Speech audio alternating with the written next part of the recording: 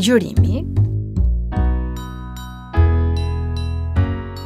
Agjërimi është një praktik e vjetër që është njohur prej shumë kohësh si një trajtim i shëndetshëm për trupin, shpirtin dhe mendjen e njeriut. Është një ritual i zakonshëm në shumë kultura e në fe të ndryshme.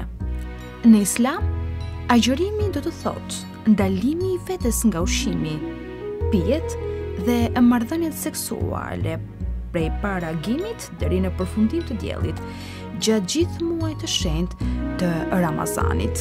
Agjërimi i Ramazanit është një prej 5 shtyllave të Islamit. Mësimet shpirtërore që marrim nëpërmjet agjërimit në Ramazan janë të panumërta.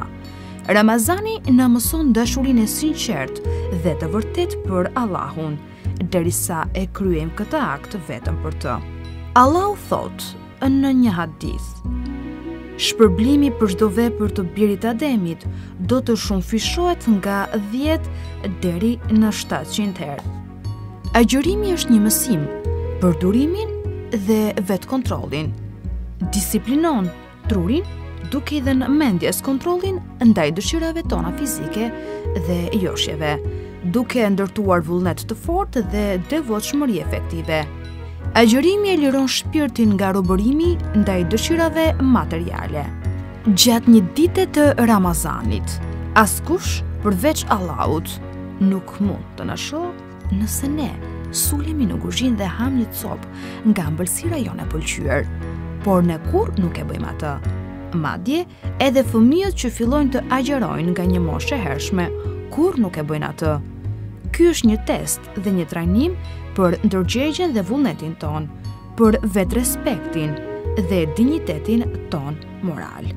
Gjatë Ramazanit ne mësojmë të ndryshojmë oraret tona të ushqimit në vetëm 2 vakte në ditë, në të cilat ha më pak ushqim dhe si pasojë harxojmë më pak kohë për pjekje dhe para. Agjërimi forcon lidhjet familjare.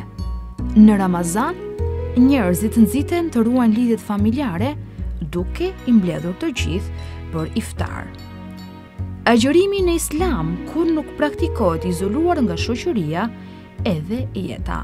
Muslimanët duhet të vazhdojnë rutinën e tyre ditore, duke përfshirë punën, ushtrimet, provimet edhe takimet. Megjithatë, më tepër kohë duhet t'i kushtohet pastrimit të shpirtit nëpërmjet leximit të Kuranit dhe përmendjes së Allahut, dhe më tepër përpjekje duhet të bëhet për të shtuar dhe forcuar lidhjet shoqërore, për të zhvilluar një shpirt të vërtet unitetit dhe vëllazërisë. Në Ramazan, ne jemi të nxitur të kërkojmë nevojtarët dhe të japim më shumë për bamirësi. Metoda islame e agjërimit është një mësim i vërtet në moral dhe etik. Ajo përhap shpirtin e faljes.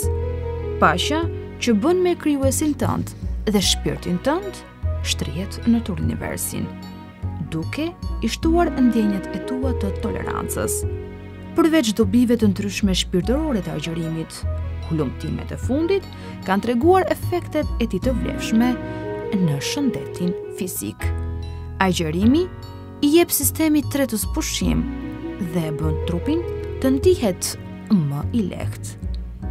Energjia që zakonisht konsumohet nga tretja dhe metabolizmi i ushqimit do të drejtohet në detoksifikimin e trupit, riparimin e indeve dhe në shërimin e sistemit. Gjumi i shkurtër i ndihmon agjëruesit të mbushen me energji në mes të ditës, e sidomos për gratë shtatzëna apo gratë gjithdhënëse, nëse kanë zgjedhur të agjërojnë.